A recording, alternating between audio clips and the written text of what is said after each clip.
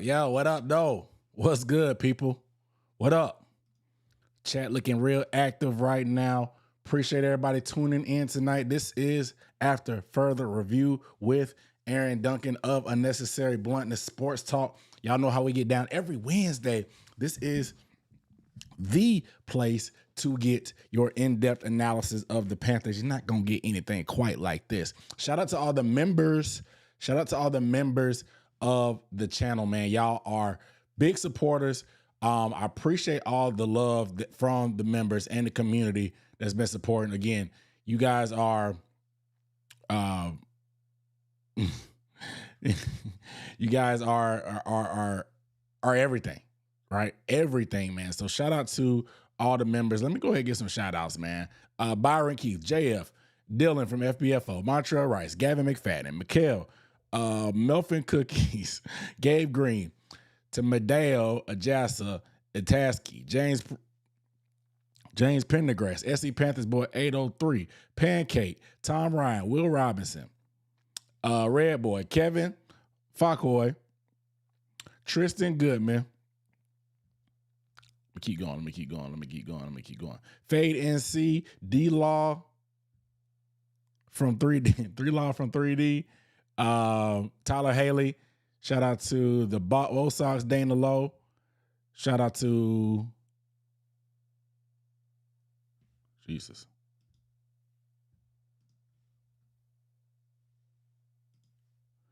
Shout out to Jermaine. Shout out to Drew Feet, Deagle, DeGross, Dana Lowe, Zanatti, Luke, Old School Panthers fan, Nasdi told Jarrell Mason, Karan Nelson, and Claus out Carolina. Shout out to all the members, man. Again, the best way to get the in-depth analysis is to become a member. The member, if you remember, you already saw my full offensive breakdown. I broke down literally every play from the game. I won't do that often, but I felt like there was a lot of question marks about the game that I felt like I wanted to give you my raw thoughts as I went through.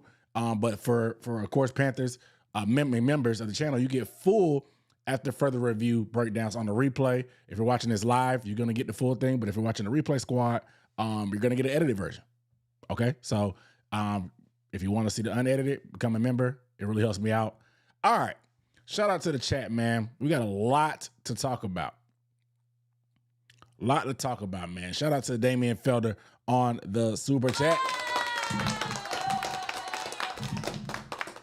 Say Panther Street saying our season is cooked. Might as well forfeit the games while we're ahead because of the strength of schedule. The loser mentality of this fan base. Bro. And I hate to get all big picture on people, but like, man, it's literally one game. It's one game, just like the Packers game was one game. They all count one. The beauty of the NFL, they play another game the following Sunday. You have a chance to right your wrongs. Your Panthers are 5-5. They're in the hunt. They're in the thick of it. They're actually on the hunt graphics. If you look at those graphics when you're watching any other game and you look at playoff seedings, we're actually in the hunt. In the hunt. And we're about a week away, 2 weeks away from Black Friday and Thanksgiving. We haven't been in the hunt this far into the season in a minute. Obviously, we had the Wilkes run in 2022, but that was just by math and technicality. But like, man, the season ain't over. We 5-5. We lost a game that we thought we were supposed to win. It hurts. We also won a game we thought we weren't supposed to win against the Packers. Some of y'all wrote our eulogy against the Packers. We came out and we beat them. So it's the NFL, man. It's a week-to-week league. Stuff is wacky. You're going to get tripped up sometimes. It's the division rival. The records don't matter when you play in a division. The Saints, they have a vet defensive coordinator, some vet defenders. They got a lot of experience on that team. Hey, man. Sometimes it happens, bro. Sometimes you get got. Sometimes you're the hammer, sometimes you're the nail. But the season definitely ain't over, man. I just best believe I'm going to be front and center in Atlanta, cheering on, looking for this sweep. I need this sweep like air. I need this sweep of the Falcons. The Falcons like air. Like air. It's going to hit like crack from the government in the 80s when we get this sweep, man. It's gonna hit different. It's gonna hit different. Shout out to my boy Damien on the super chat. Let me get into the chat real quick. Say some greetings. Bonnie Collins, what up though? Tez, what up though? Wyatt left in the thing, what up though? J47, Mr. Luke Cage, what up though? Nicole Ivory, what up though? Dwayne Geddes, what up though? Can we get a dub on Sunday? Yeah, we can. This the when I used that game on pause back in the days. What up though, Stream Bean?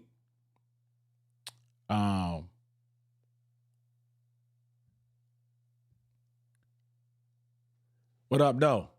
All right. So there's a lot of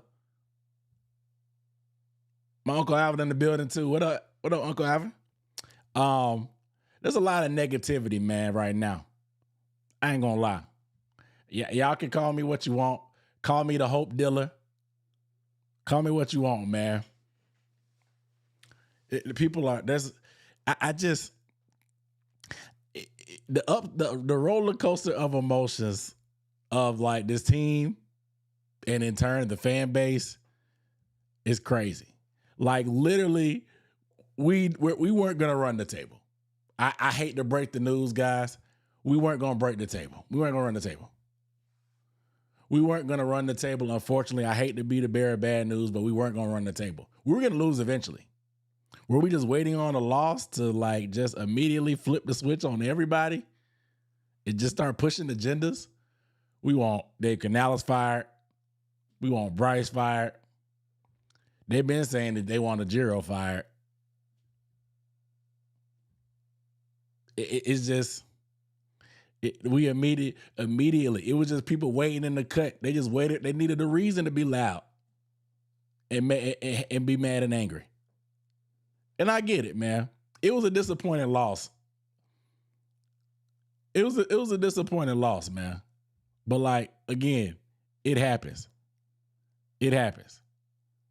And people are asking questions about the future. I really don't care right now.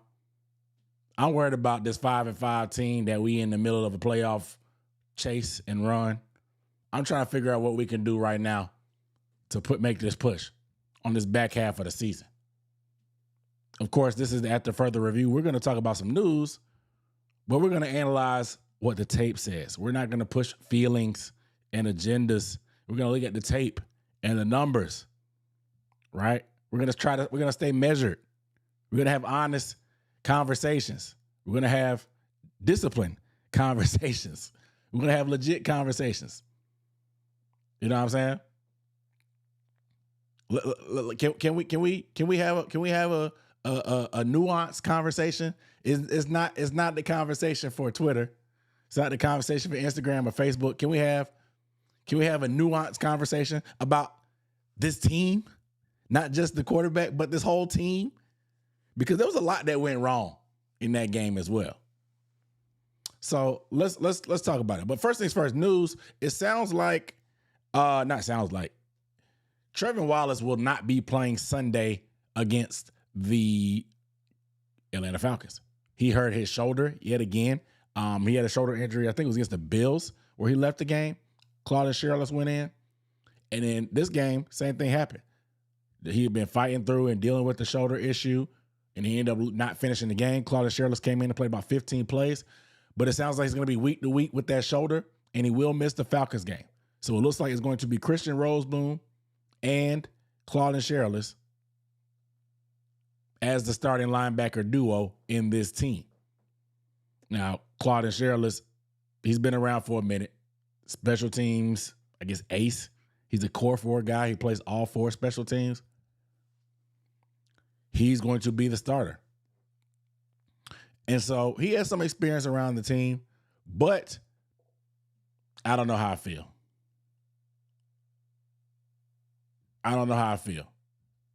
And Wallace was putting some pretty decent performances together. Definitely started off shaky this season. That Jags game was pretty rough. But once he got the green dot, things really just flipped the switch. And it allowed Roseboom to play a lot more free. And so now Roseboom gets the green dot back potentially. And you have to be a little concerned. You have to be. Because it's we saw the difference between when one had the green dot and one didn't. Rosebone doesn't have to think; he can just play. But now he probably is going to have the green dot, and he's going to be back to what we saw maybe earlier. Hopefully he'll play better. That's all we can hope. It's been some time. It's been some weeks. Hopefully he'll play better, getting a chance on the green dot. But our depth will be tested. This was probably some of our biggest fears as fans on paper coming into the season. I know we had questions about even the top end of our linebacker group, but definitely the depth. Definitely the depth. And this will be the first time we get to see. I expect Chris Barnes to potentially get some PT. I honestly prefer him over Sherless, but that's another conversation for another day. But going against linebacker duo, running back duo of Tyler Algier and Bijan Robinson, definitely something that is concerning. But we got that D-line up front that really needs to step up and make some things happen and really control that line of scrimmage in the trenches. And I think we'll be okay. But that's that. Next bit of news. And I addressed this. If you follow the Panthers on Bleacher Report, you probably already heard a lot of my input, but shout out to Bleacher Report. Go ahead and check me out. I make content Monday through Thursday, and then my post-game live stream is there. If I don't go live anywhere else after the game, it's going to be on Bleacher Report unless I'm at the game. So if you want to know my thoughts fresh off the game, that's where to get it. I may or may not make it to my YouTube channel. So if you want to get that, that's that. But I talked about a lot of this chit chat in the media about some of these players. I'm not going to lie. It bothered me. And most of the fans that really liked it or enjoyed it or was co-signing it or standing by it, y'all really just messy and love gossip. You just admit it. You're messy and you love gossip. So Ike Ekwonu talking about the practices being rough and mistakes being made in practice and it showing up in the game because you lose days when you don't have good practices.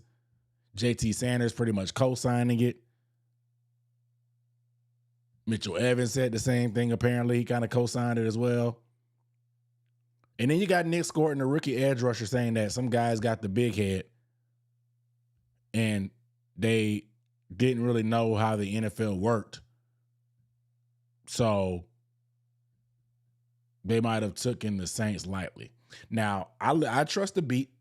The beat reporters are there, particularly Mike Kay. He talked about on his podcast how he did not get the vibe overall from the team that they were taking the Saints lightly. Everybody was locked in. Everybody said that this team was feisty.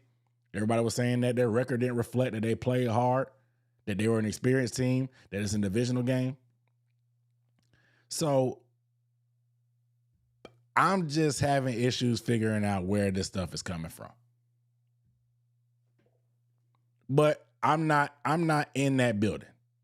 I told you guys on my video, I do not think these guys took them lightly. It's a convenient excuse for getting your butt whooped. You just got flat out beat and outplayed, outcoached, and out executed. You look soft out there. It wasn't about being locked in, about getting a big head. You just got beat. You got beat. You can get beat with that, like you can get beat and just shake the guy's hand and move on and take accountability for them just being better than you that day. All these excuses about not practicing well or not having a big head, I'm not buying it. I'm not buying it. Because how many times have we heard that they've had great practices and then they've gone out and got a dog walk? They had a great practice. The same week we got beat by the Patriots, we had a great week of practice, according to reports. We had a great week of practice before the Patriots. But what they do? Smacked us left, smacked us right, ran the ball up, down, side to side, everywhere. So saying that practice was bad or good, like that's a convenient excuse for just getting your butt whooped. And I'm trying to keep it PG and keep it nice, because I could really say some other stuff, but I just think that is a convenient excuse. Now, I know fans, of course, they love when players are candid and talk like that, especially after losses, because fans feel the same way. They want their pound of flesh. They want to make sense of it. So they think that the Panthers just took them lightly, and they can't handle being 5-4 and beating the Packers. They got the big head. It makes sense. I mean, no, they just got beat. It's a division game. They're experienced. They got some dudes on there, and they had a great game plan, and they came in and executed. They were way more physical on the offensive side of the ball for sure. And they made more plays than you. Just shake your hand. I don't need the excuses. I don't need you talking like that in the media.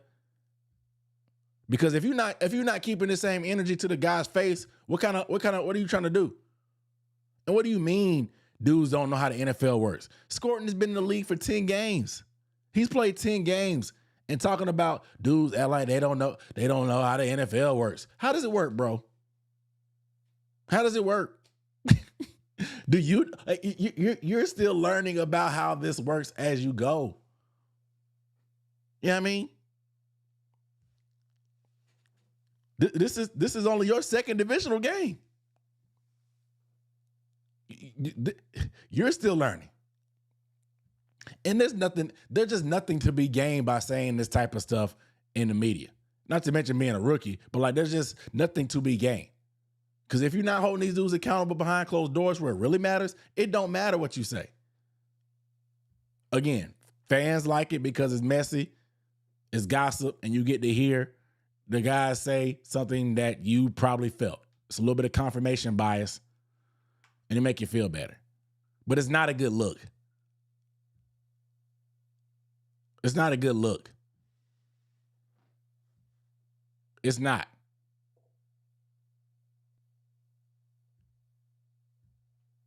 It's not.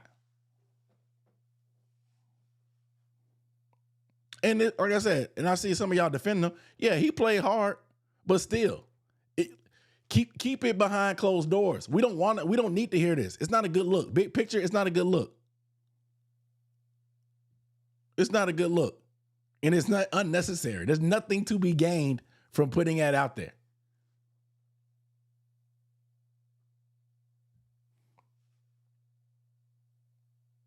There's nothing to be gained, in my opinion.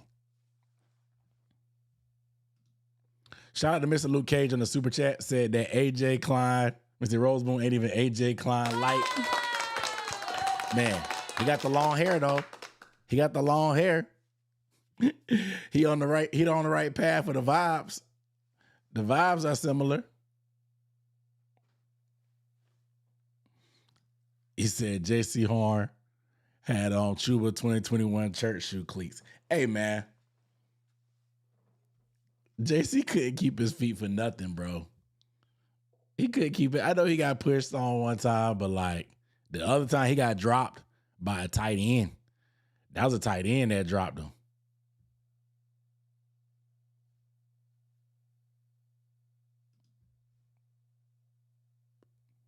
Said people saying it's not a good look, but giving no reason why other than vibes. It's not a good look because if you're not doing, look, you don't need to. If you're handling your business behind closed doors and telling guys face to face like a man, there's no reason to put that out there.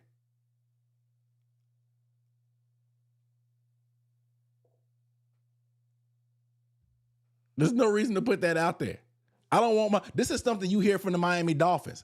With Tua Tagovailoa talking trash about people not coming to meetings and stuff. When you have a lame duck coach, not a team that's 5-5. If you got guys talking in the media about teammates being all subtle and stuff, and you 5-5 in the mix, that sounds like a recipe for something that's about to fall off the rails and go downhill. I'm, it's just not. It's just not a way. It's just not a way to go about it. It's just not a way to go about it. That's not the type of leadership that I'm going to co-sign. To me. I'm sorry. And he's gonna be a great player. He's probably gonna be a leader just by how he plays, the work he puts in. But you see what Dave Canales said today about keeping that stuff in-house. It makes Dave Canales look bad. Dave Canales is a player coach. He want to be player-led and all that stuff. But it sounds like he don't have control when you have loose lips like that chirping off in the media.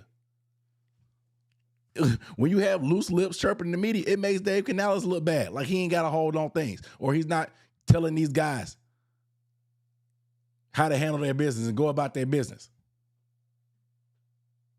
Because what was there to gain? What was there to gain from saying that? That wouldn't be the same to gain from going to a man face to face. What was there to gain besides giving fans their pound of flesh or giving the media more things to ask about? Because everybody got asked about the same stuff. That's all I'm saying.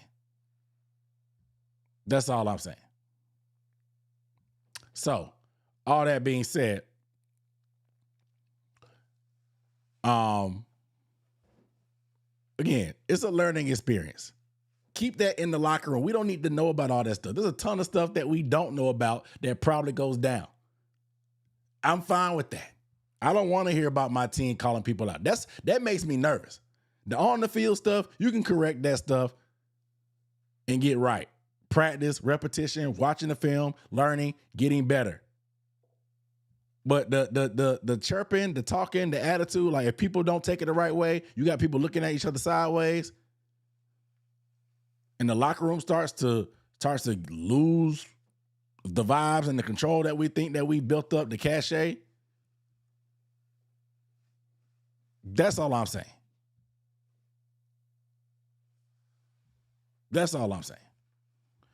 All right.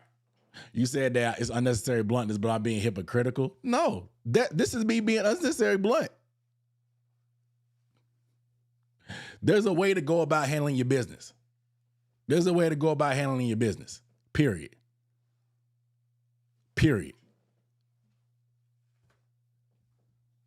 All that being said, let's get to the game. Let me get to these slides, man, because we got a lot to go over. I got a lot. We're gonna look at. Speaking of Nick Scorton, we're gonna look at some film on Nick today. Look at his performance. We're gonna look at why the running game struggled, and of course, we're gonna look at the passing game and Bryce Young struggles. A lot of struggling in this presentation today. Just FYI. So let's do it. All right, man. Dang. All right, man. Offensive performance. The run game got shut down. Rico Dowdle, one of the hottest running backs in the league, was he was quiet.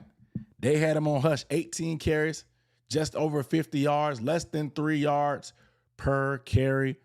It was a lot of things that went into this. First things first, they got their lunch ate. The Saints were just way more physical up front.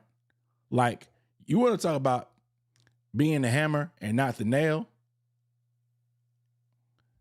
And being the hammer and not the nail, they brought it to the Panthers front all day long.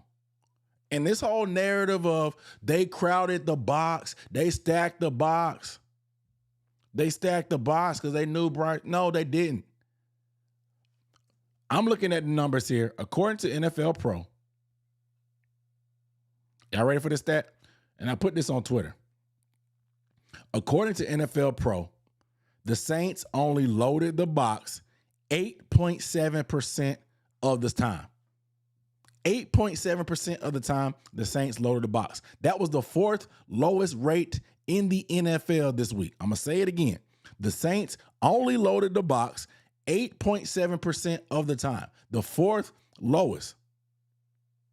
The fourth lowest in the NFL this week. So all the teams that played this week, I'm sure there were some bye weeks, but there was probably anywhere between 25 to 2018, 2017, whatever, that loaded the box more often than the Saints. They didn't load the box. And loading the box, that number is 8 or more defenders. 8 or more defenders. And so they ran their base defense, the 3-4, a similar scheme as us, these 5-man fronts. They got their lunch 8. It wasn't, no, you know what we do. We stop the run with light boxes. We play our DBs very, very far off. You try to keep everything in front of you, try to limit big plays. Literally, the Saints defensive coordinator, Brandon Staley, he was the defensive coordinator with the Rams. Ajiro Evero was an assistant under him. They are literally cut from the same cloth. Cut from the same cloth.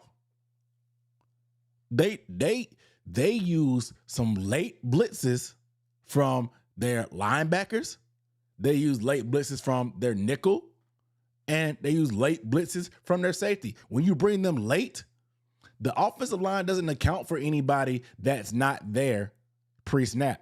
If they're not in the box, the O-line is not really accounting for these guys in their blocking schemes.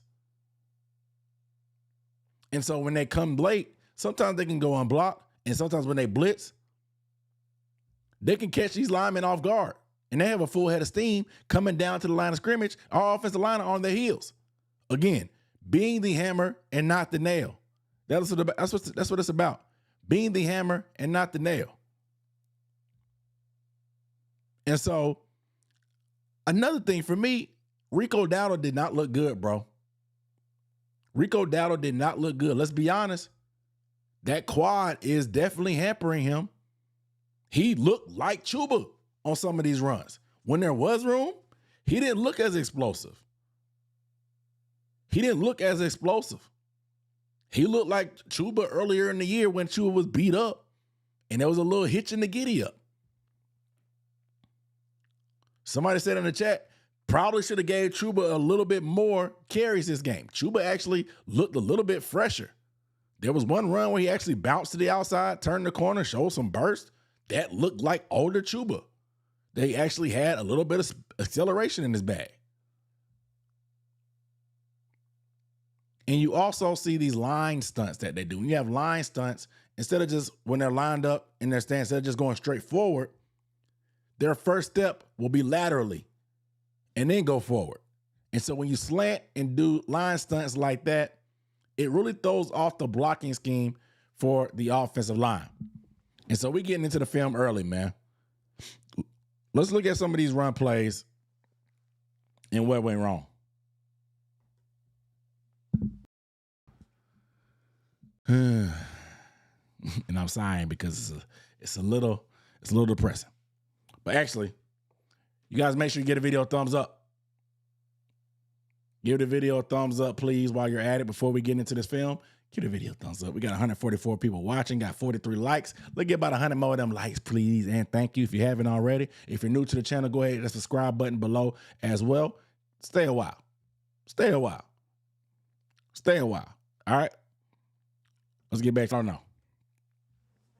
don't know. He looks rough, man. Rico looks rough. The O-line look rough. They got their lunch ate. They ate their lunch. They took their lunch money. All those expressions are pretty much getting bullied. They got bullied. They only stacked the box 8% of the time again. It's fourth lowest in the league this week. Sometimes you're the hammer, sometimes you're the nail. This week, you're the nail. They got to figure it out.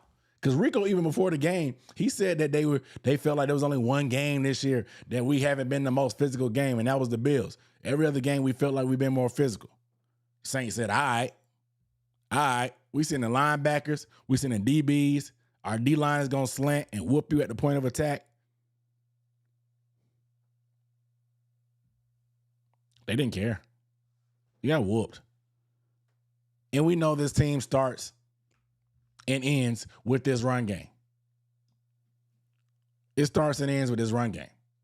With Bryce Young playing bad this year, we need the running game. Last year, a good part of Bryce Young playing better down the stretch was because we ran the ball as well. I thought they probably should have gave Chuba a lot more run because he did, like I said, if we're going to run a lot more of that zone stuff, give Chuba, that's more of Chuba's game. The gap stuff, where we're pulling guards, pulling tackles, that's Rico's game. Now, people are saying, Josh is saying that other teams are going to do it. You can try. Other teams have tried. Other teams have tried, but you have to be able to execute. You got to be able to execute. You can have a good game plan and strategy on paper, but if you're not good enough to execute because your line is too little, you're not quick enough, you're not physical enough, you can know what you have to do to win. The Packers tried some stuff like that, but they were just too little. They didn't have the personnel.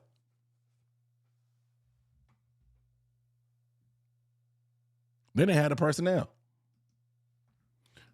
Next up, the pass game struggles. Man, I think that something is off. Something is off. And the easy cop-out is 100% blame Bryce. And he has a large portion of the blame. But like Dave Canales, there's some question marks for him as well with the scheme. And I think Mike K made the great observation. Why is it so hard for this team and this scheme to get more than one guy involved receiver-wise? We saw it with Deontay Johnson. They were so gung-ho on doing that.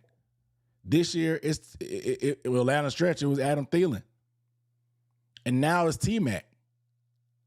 It's just like, yeah, I get the idea of, hey, let's start our scheme with this guy. Our best guy, let's make sure he gets the ball. Once teams realize that he's going to get the ball, they're going to try to do things to take him away. Once we do that, we're going to use that to open up other opportunities for other guys. I'm fine with T-Mac getting his touches, but when T-Mac has more receiving yards than every other guy combined, it's a problem. It's a problem. It just is. Because I just don't understand how I just don't understand how we can't, how do I want to word this? And because I love T-Mac, but putting that much on the plate of a rookie that's still figuring stuff out,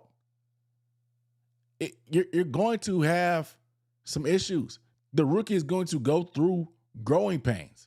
There's going to be some growing pains for T-Mac. Going against Sauce Gardner. Going against A.J. Terrell this week. There's going to be growing pains. And so having so much onus on the plate of a rookie just feels like it's something that's catching up to us.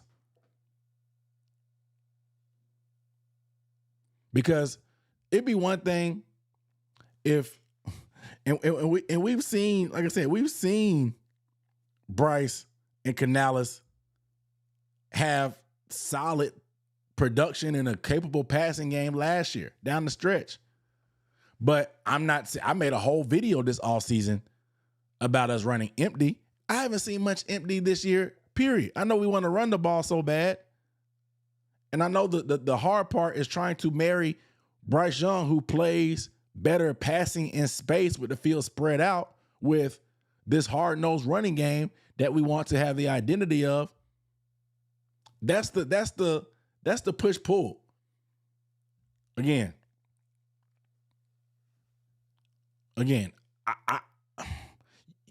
we talk about wanting to be where Bryce Young is. I understand we have to be able to do stuff from under center so we aren't predictable. And so, like, I just feel like there has to be a happy medium. This passing game has not really been on track all year. It hasn't. And it I guess the thing for me is the intermediate, because deep passing, it can come and go. Being able to win is lower percentage, accuracy is whatever, fine. But like the intermediate is supposed to be our bread and butter. They need to be it should be our bread and butter.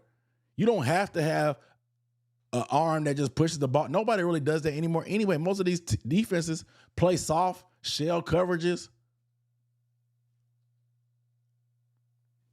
And so like you don't need to have this bombs over Baghdad type of offense. The intermediate can be better. And I think there's opportunities out there. Let's look at some of the intermediate passing.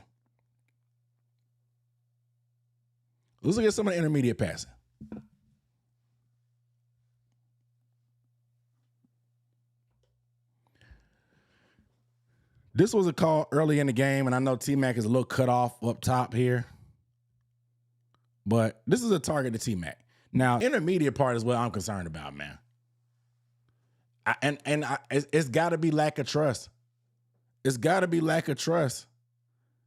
Because, dog, it just don't make sense. That was his bread and butter last year.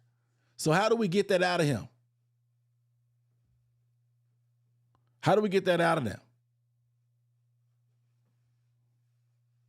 And people are saying that he can't throw over the middle. That's not based on facts. Him not being able to throw over the middle is just not based on facts. Where's the data that says that he can't throw over the middle? Show me the data.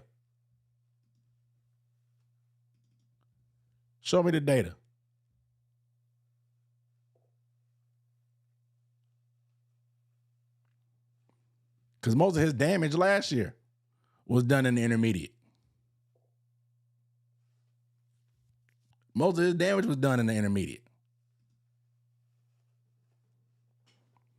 And so I'm just trying to figure out what changed. I know we're not spreading the field as much. We're running a lot more. The run scheme has evolved. Why can't we evolve the pass game? I talked about it on this show, how the run game evolved.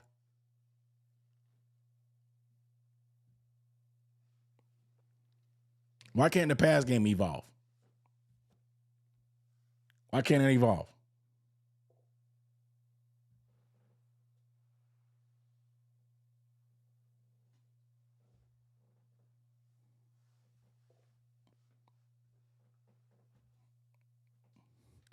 Let's look at a few deep passes. They got to figure it out.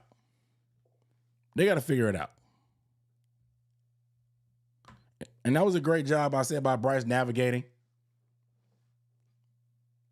Even when you leave seven guys in, or 8 guys in to block, and you still get pressured. The whole line was tripping. I'm not going to do no segment on them. I showed y'all what they did in the run game. I'm not going to show you how many pass blocks they missed, letting Cam Jordan come free, letting the nickel come free. That was frustrating because I can't stand Cam Jordan. We get some of these super chats real quick. Shout out to Mr. Luke Cage on the super chat saying it was a similar scheme as a Giro, but a Canales couldn't counter it. Stupid.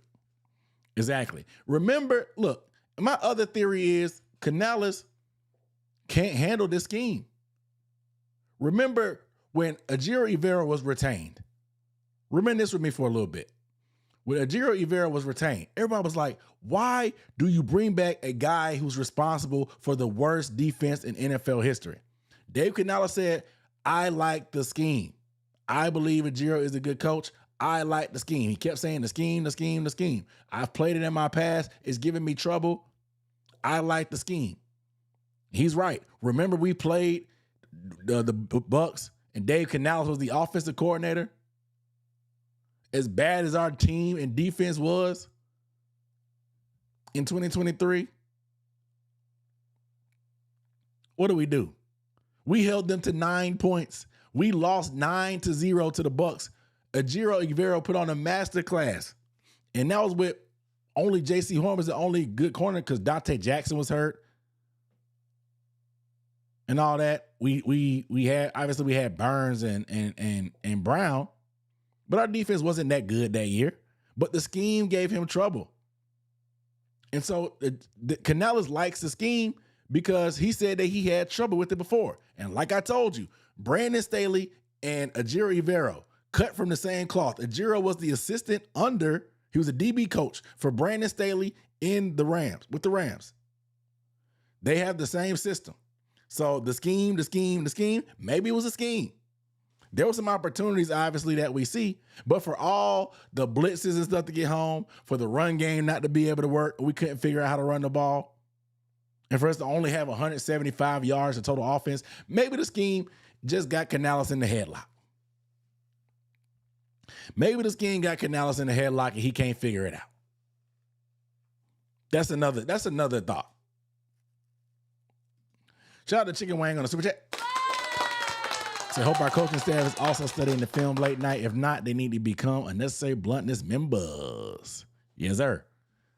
Yes, sir. Put me on the staff. I'll get these boys right. Are we saving Bryce's big shots for later games? Shout out to Rico Suave on the super chat.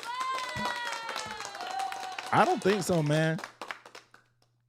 I think they want to throw deep. I do. But it's got to come together. Shout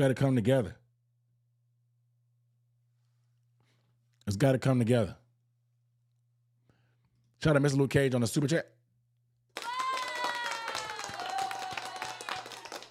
So you already know they're going to overcompensate for the pass now and go crazy with Xavier Funches. The Carolina overthinkers. I told you, Canales is a reactive coach. He's not proactive. I hope they don't try to spam XL, but we just need to get guys involved in the system. Spread the ball around. Bryce is better spreading the ball around. He's better spreading the ball around. I do want to see Coker get involved, though. They gotta try something, man. Something has to give. I don't really care about y'all agendas. I don't care if y'all hate Bryce Young. I don't care. I could really care less. I'm trying to figure out what do we need to do to get us to the playoffs. This is the closest we've been able to sniff the playoffs in years. We can figure out all the other mumbo jumbo and way y'all feel and feelings about the quarterback later. What do we need to do this week to get a win and to get one step closer to get into the playoffs? Because that's all I want, man. I just want the playoffs, man. I don't care about being right. I don't care about being wrong. I don't care who the quarterback is. I want to win. Figure it out, Dave Canales. Figure it out, Bryce Young. Figure it out. Figure it out, man. If we didn't see that you guys were capable of having a competent pass game, maybe I'd feel different. But we've seen this group have success. We've seen Bryce Young have success with Dave Canales, spreading the field, taking shots down the field to Adam freaking Thielen. Adam Thielen was our best deep threat receiver last year. Bryce was throwing it with no hesitancy. And he wasn't nearly as open as Xavier Legette. He wasn't nearly as open as Xavier Legette. He wasn't. And he did it with no hesitation. No hesitation. Can I find it? Let me see what final cut-ups I made.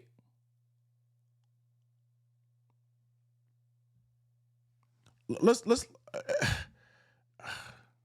and Sir Bricks, I appreciate you on the super chat, bro. I get the film from NFL Pro. NFL Pro, I'm subscribed to it. NFL Pro, it costs. It's like NFL Plus, but I'm subscribed to it. But yeah, that's where I get the film from. But Bryce last year, man, what happened? Look at these deep routes. No hesitation. Thielen gets a little bit of separation. But he feels confident. He trusts Thielen. Thielen's not even a big-time, deep guy. But look, he's up top here with A.J. Terrell, one of the best corners in the league. He's not open. Bryce doesn't care. Bryce doesn't care. He trusts Thielen. He hits the back foot, no hesitation. Ball's up in the air, floating right in the bucket. Thielen rewards him and makes a play. He makes a play, a 50-50 play. This is Adam Thielen at his big age against A.J. Terrell. Adam Thielen comes down and makes a play. Bryce throws it with no hesitation. He's not afraid. He's giving him a shot. Look, Adam Thielen. This is an overthrow here. But again, giving him a shot. It doesn't take speed to be a deep threat. But he's not hesitating. He's just letting it rip. He's letting it rip. Adam Thielen in the slot. In the slot. Watch this. Getting behind the secondary, he lets it go in the bucket. These are pinpoint passes against a guy that he trusts. There's two defenders back there. There's two defenders.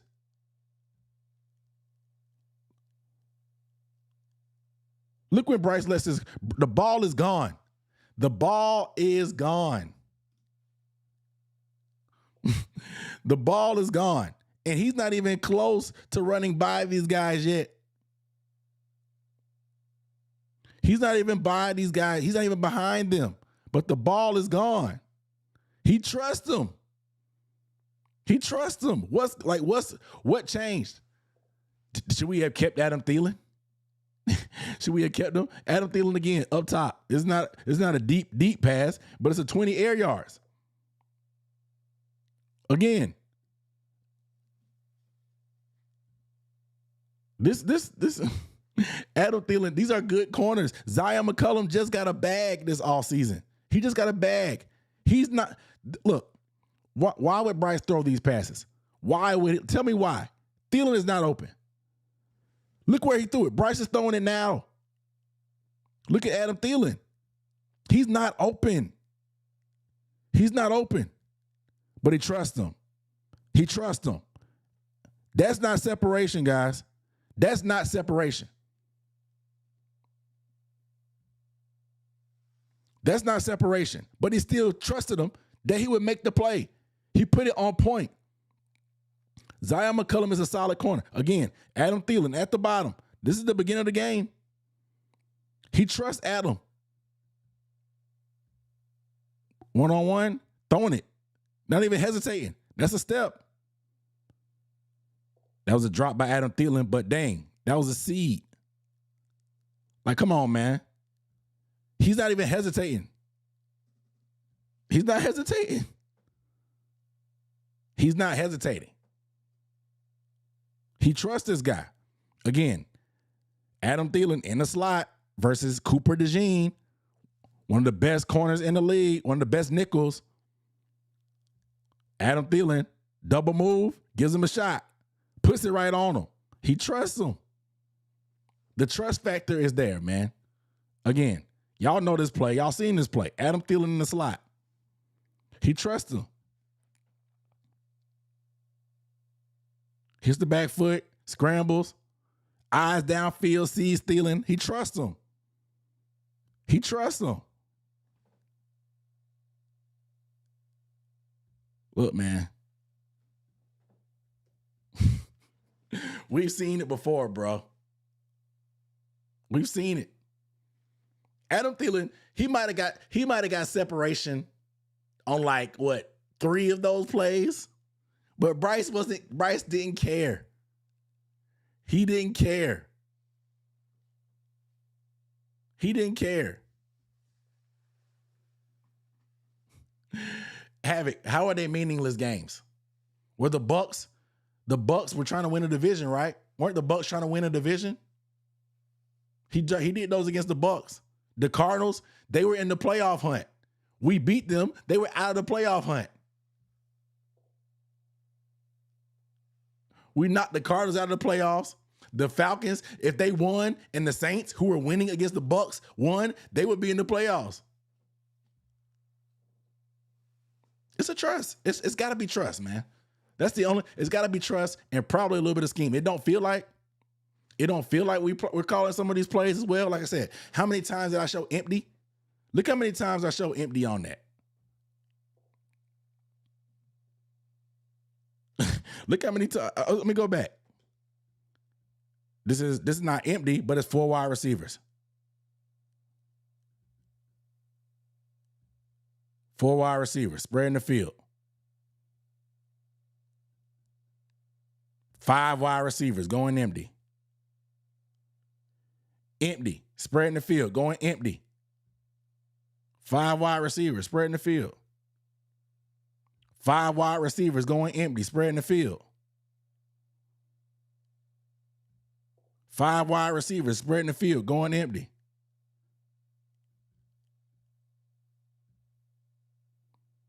This ain't empty, but look. Still giving Thielen a chance on the outside. 4 wide receivers spreading the field. 4, and that's the dilemma. We're in between trying to do what Bryce does well, which is spreading the field, going empty.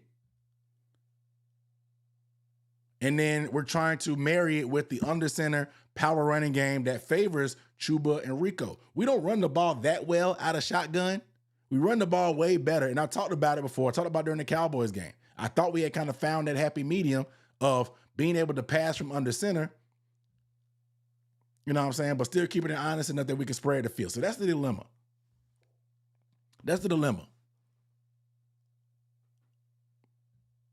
That's the dilemma.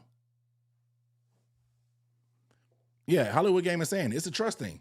The coach don't trust the quarterback. The quarterback don't trust the receivers. Maybe Bryce don't trust the offensive line since we done had 8 groups together. Because that's what I put O-line depth. I think the O-line depth finally caught up to us. The 8th combination that we've had, that's why you see all these mishaps in the run game. That's why you see miscommunications in pass protection. I think it finally just caught up to us. We were getting lucky, still getting competent O-line play out of mixing and matching every week. It finally caught up to us. That's what I think. Continuity is everything. Continuity is everything.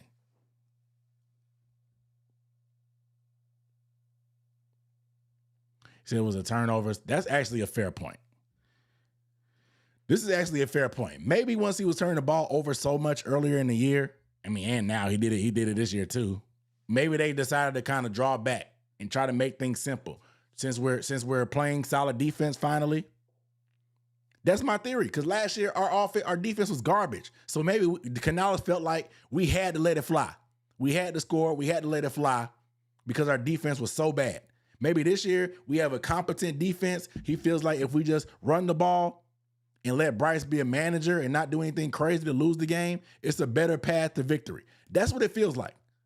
Maybe it's the fact that we actually have a defense. Maybe it's the fact that we actually have a defense and Canales wants to protect that defense and run the ball since it's working and continue to do that, control the clock.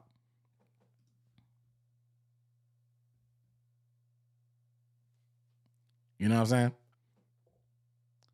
So it's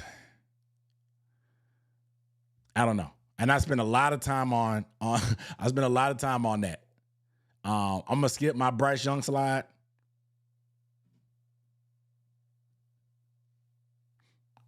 But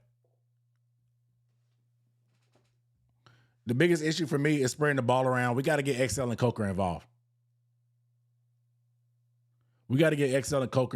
Take some pressure off of T-Mac. T-Mac's beat up. There's opportunities there. I showed you guys in the film and the videos.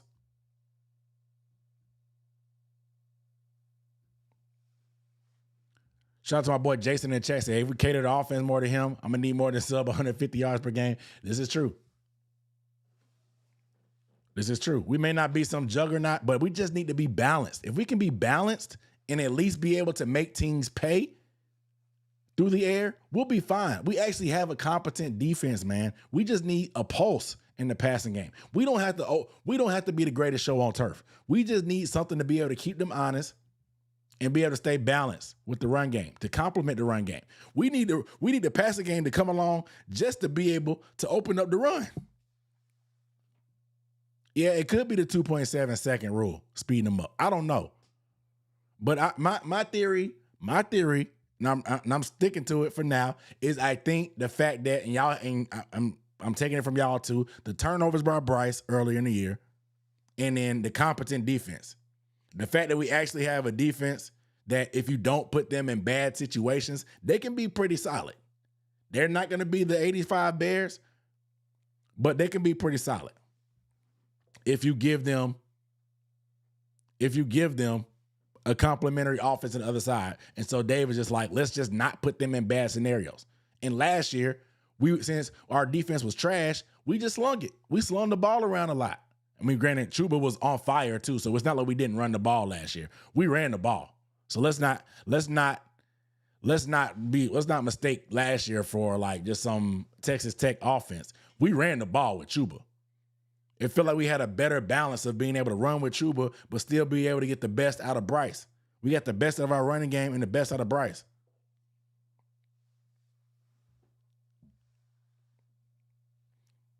It's tough, man. It's a lot. And I don't have the answers, but I'm putting evidence. I'm just trying to put evidence out there and propose questions, man. Again, I do not care about the fifth-year option. I don't care nothing about who we're trying to draft, who we're going to get in free agency. What do the Panthers have to do at 5-5? We're 5-5 through 10 games. I don't know when the last time we've been 5-5 through 10 games, but we're in the hunt. What do we have to figure out this year to be able to get wins, to get to the freaking playoffs? I want to get to the playoffs, man. I want to get to the playoffs so bad, bro. I'm tired of this. Damn it, at least give me competitive football in January. Give me competitive football in January at least. You know, like give me something to want to pay attention to. I haven't pulled a mock draft out all year and we're in the middle of November. That's a good sign. I want to keep this good vibes going overall. I don't have the breakdown of our passing split. We throw more in the second typically because we're trying to play catch up at times, but I'm sure there's been times where we run the ball a lot because we had a lead.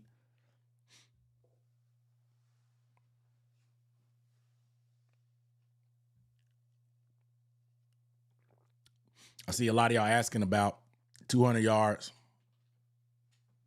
and a couple touchdowns. That's fair. Maybe even using his legs. He don't have to throw for 2 touchdowns. Using his legs to move the chains and throwing for just around the 200-yard range. That's what he did on the backstretch last year. We just didn't have a good defense. And that's fine. I don't think that's too hard, too much to ask for from him.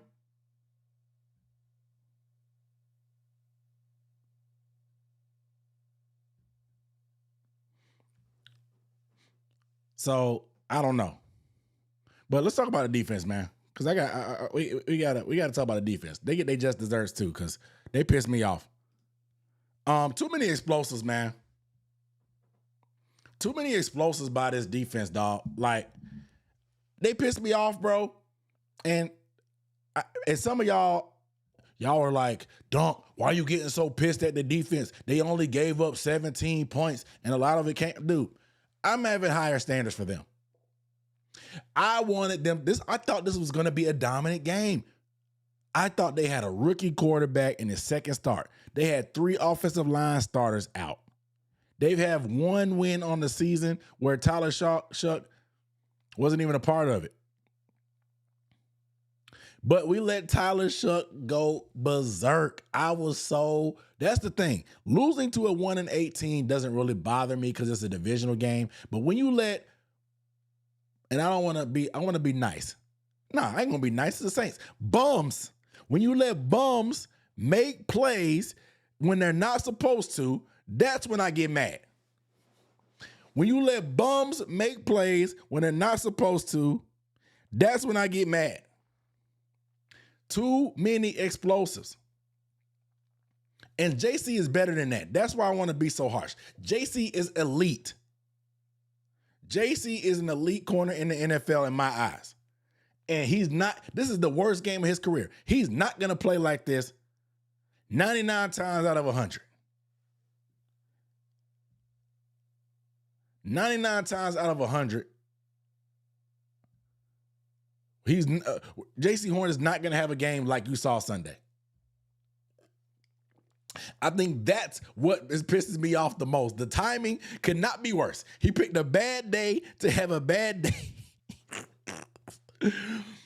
3 of the explosives were just, he gave up 3 of the explosives himself. He gave up 3 of them himself.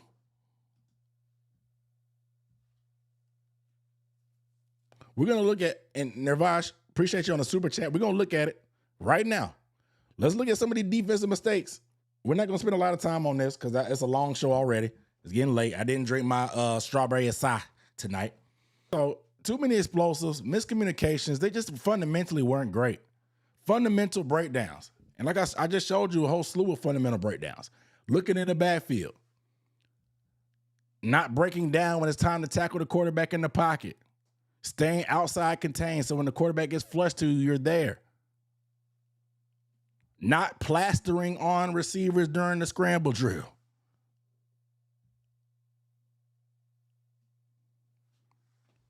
We made them look good for no reason. Not a hype train is just rolling off the rails, man. I'm so pissed off. Bums. When you make bums look good, that's when I get pissed off. When you make bums look good, that's when I get pissed off.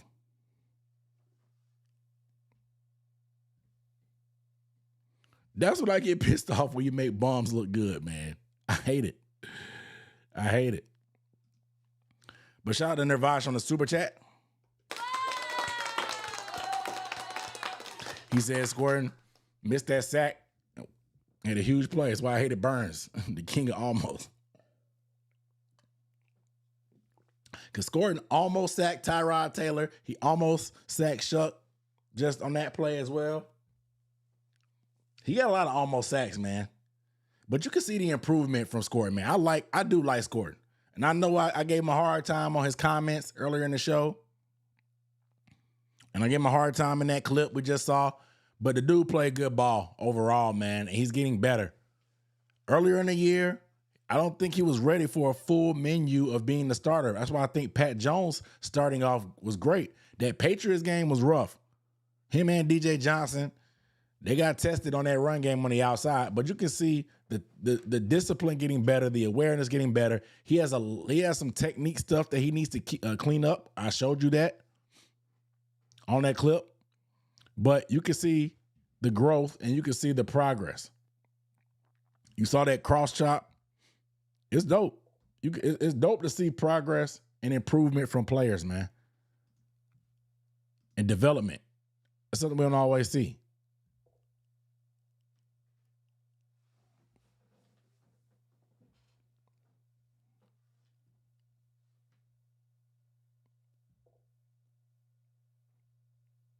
Yeah, not executing the fundamentals in week 10, bro.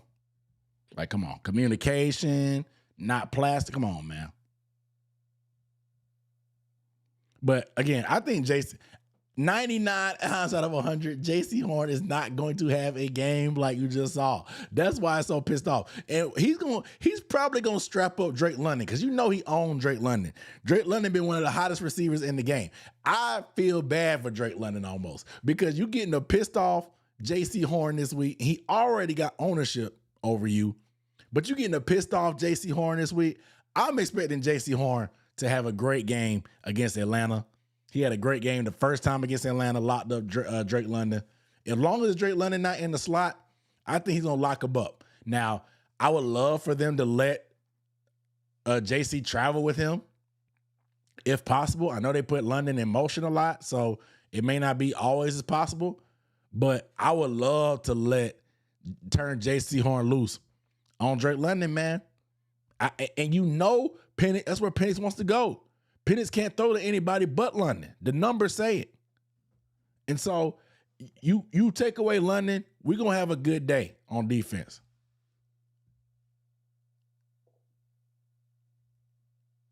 You know what I mean? I want to turn that bro. I want to turn bro loose. I want to turn him loose. If London, I think London gonna be in the slot, bro, running from the smoke. I think he gonna be in the slot running from the smoke. But I hope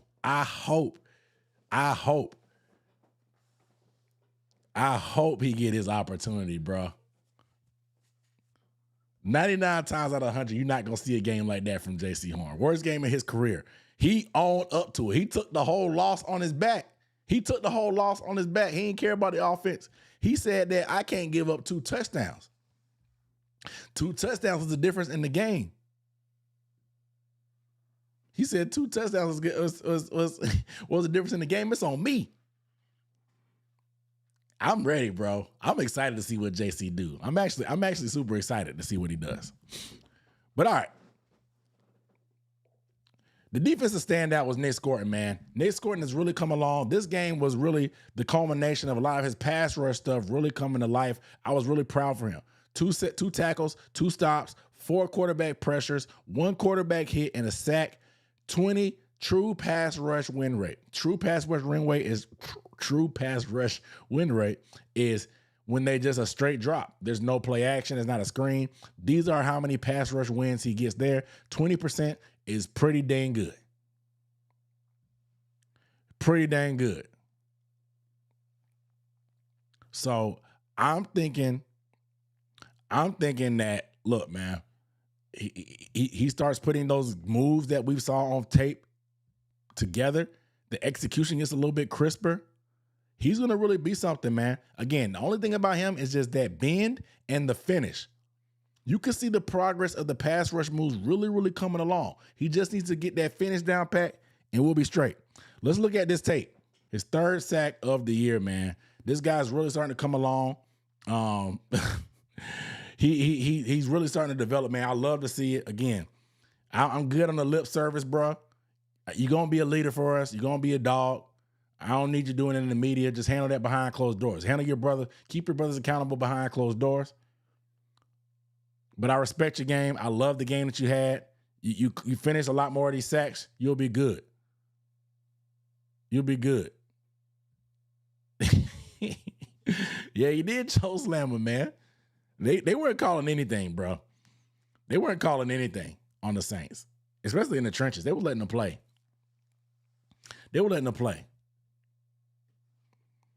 And so I just think that, man, Scorton is really coming along. I'm loving I'm loving the development. Keep adding the technique.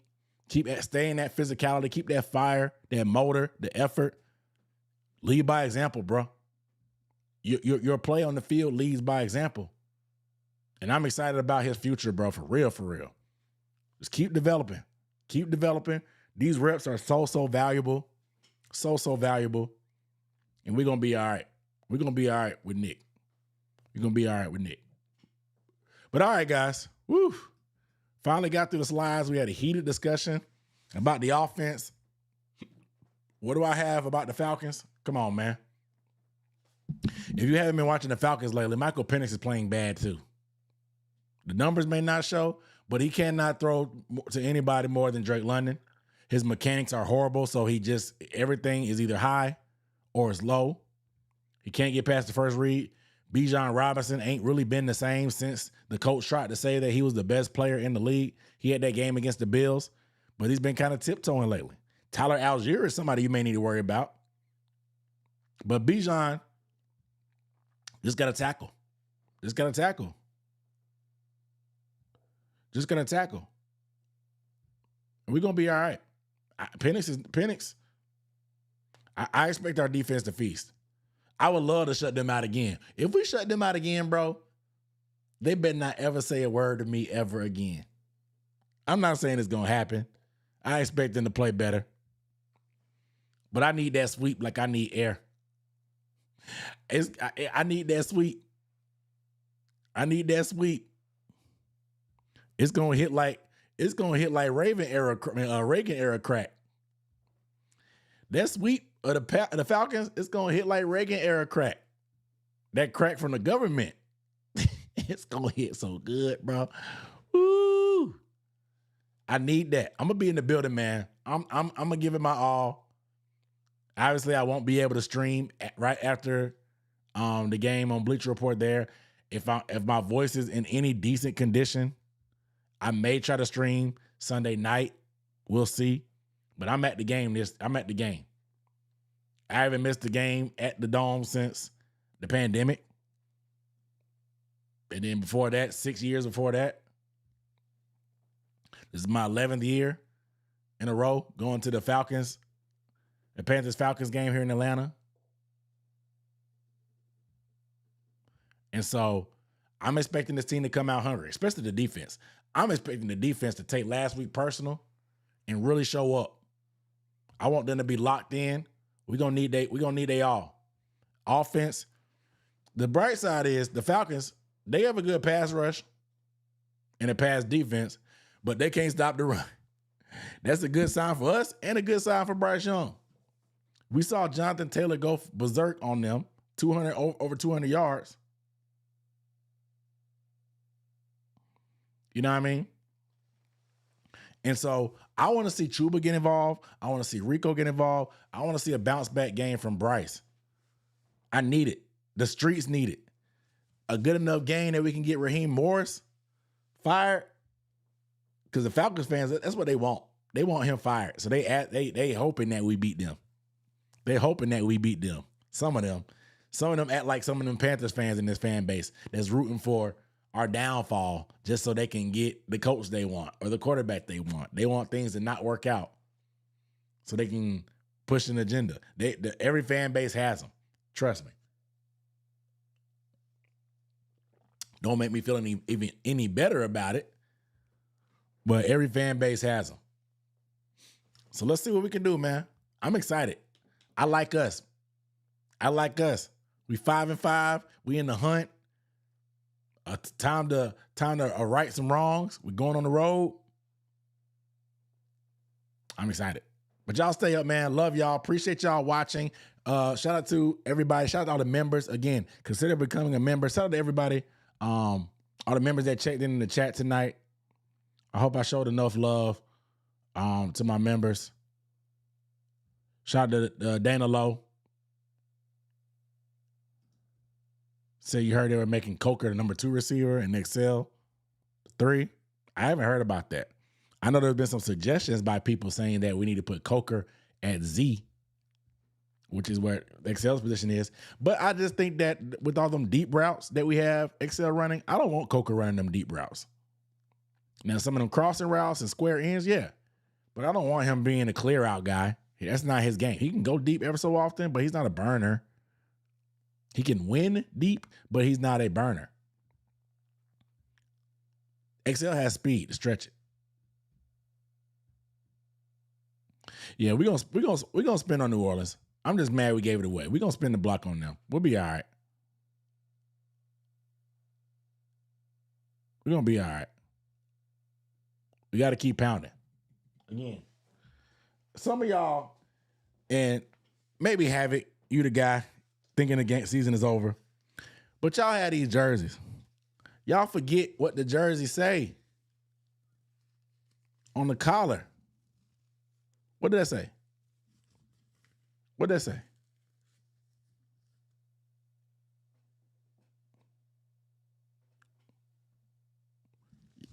You'll wear this on Sunday. Shout out to T-Mac. You'll wear this on Sunday, but it don't mean nothing to you. How you gonna wear this on your neck? You're gonna wear this on your neck on Sundays, but it don't mean nothing to you. It gotta mean something to you, bro. The season's not over.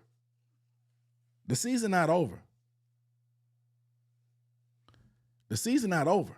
Again, you wear this on your neck every Sunday. Every Sunday, it's got to mean something to you, man. Don't make me preach tonight. It's 11 o'clock. It's 11:11 on 11:12. It's 11:11. Don't make me preach tonight on this thing here, man. Don't have me preaching. We got to keep pounding. It's an opportunity. Every week is an opportunity, man. Every week is an opportunity. I'm throwing the challenge flag. I ain't got no red flag anywhere. I ain't got nothing red to throw. But I'm throwing the challenge flag. I'm challenging everybody. Maybe I'll drop a hype video while I get on there and start preaching. I'm throwing a red challenge flag. Havoc, if you ain't got no hope, bro, there's a lot better things you can do for 3 hours on a Sunday. There's a lot better things you can spend your time on because you ain't gonna be able to get them time back. 3 to 4 hours on a Sunday, you can do a lot of other things, man. You can cut the grass, rake some leaves. The leaves are falling.